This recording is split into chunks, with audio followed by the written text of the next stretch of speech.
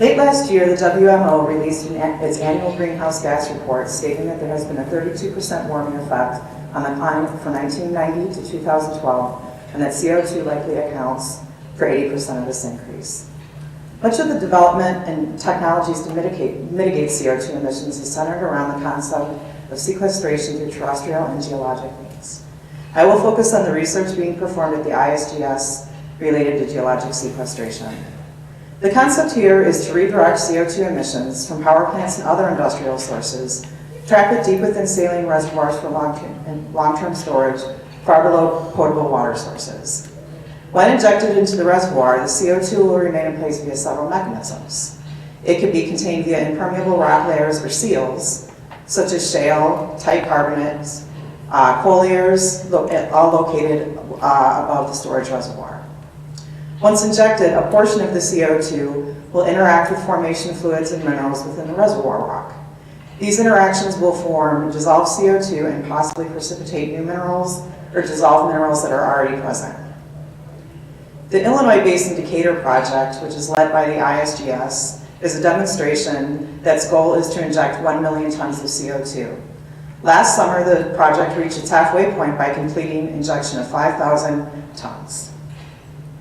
Additionally, the ISGS has two other CO2 projects that include a lab component.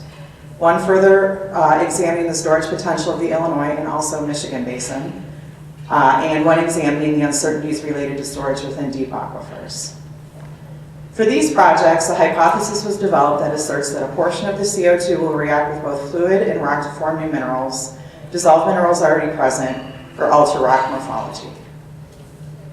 In order to investigate this hypothesis, we set out to do lab experiments that will simulate the pressure and temperature conditions of CO2 storage using Illinois Basin rock and brine chemistries to mimic real reservoir conditions.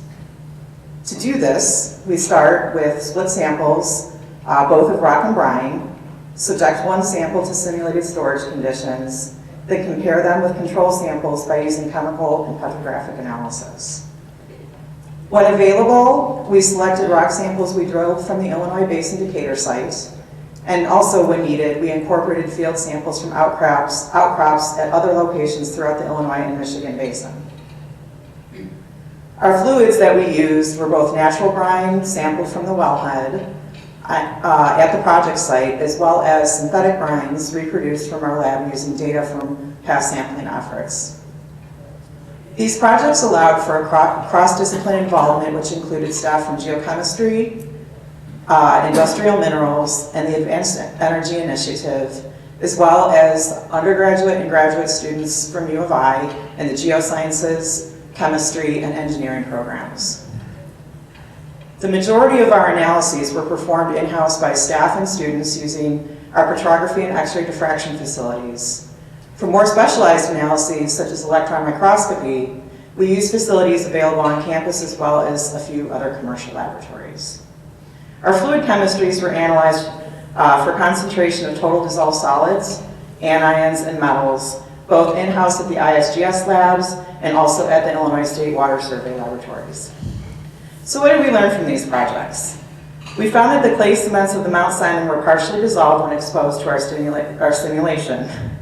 Interestingly, this may increase the capacity of the reservoir to accept CO2. The Eau Claire Shale experiments support a low level of chemical reactivity between the rock fluid and CO2 at reservoir conditions. This is supported by very small changes in pre and post reaction rock textures and fluid chemistries.